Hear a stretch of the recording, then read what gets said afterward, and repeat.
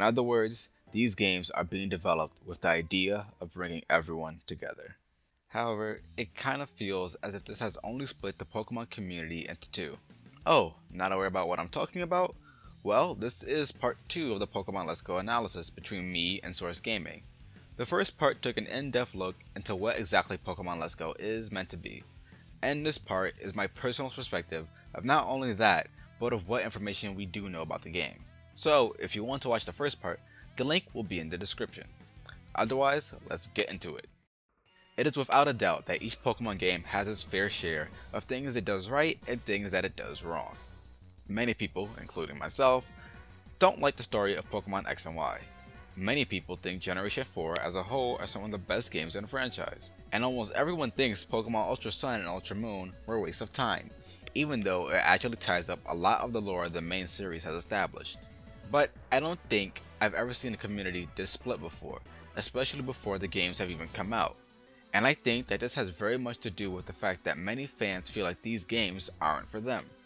And I'm referring specifically to the veterans. Veteran Pokemon fans aren't taking a liking to the way that Pokemon Let's Go is being handled, even though the whole point is to introduce the fans of Pokemon Go into the mainline series. However, I'm not dismissing why they're upset. I can completely see where they're coming from. Why is my rival friendly all of a sudden? Why can't we also have the wild Pokemon battles along with the Go mechanics?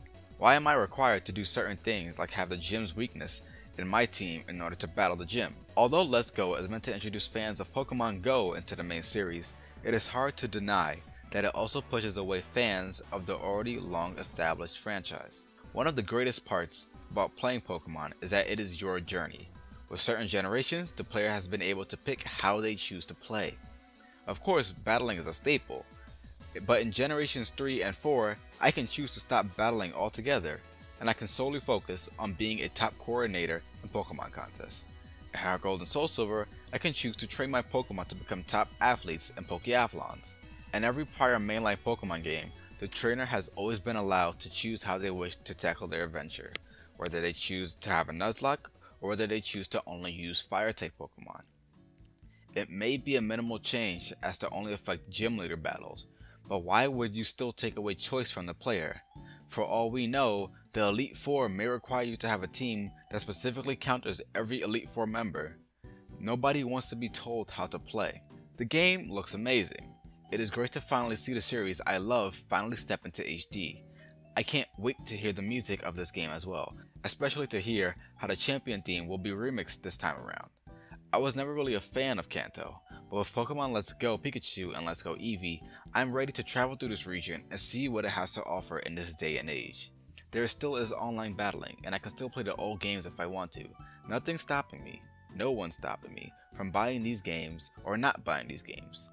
But I can't deny that the way certain aspects of the game is being handled kind of turns me and many other players off. I'm ready to travel alongside with some of my favorite Pokemon again, and I'm ready to take those Pokemon with me in my daily life using the Pokeball Plus. But I don't think I'm ready to be dissatisfied by the franchise I've loved for almost 18 years now.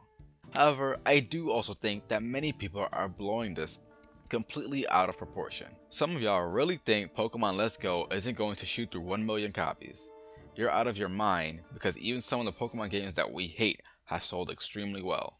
X and Y sold about 13 million copies, and a bit more than Sun and Moon in general. Not liking Pokemon Let's Go doesn't make you any less of a Pokemon fan, it just means you have critiques about what you love, and there is nothing wrong with that. However, say what you want, Pokemon Let's Go are the next mainline titles, and if you don't like it, there's still next year with Generation 8 for you to look forward to. We still have yet to see the full scope of what Pokemon Let's Go Pikachu and Let's Go Eevee is, and I'm definitely still curious about what other changes will be made. But as of right now, I am personally a bit uneasy in my regards to whether I'll end up liking them.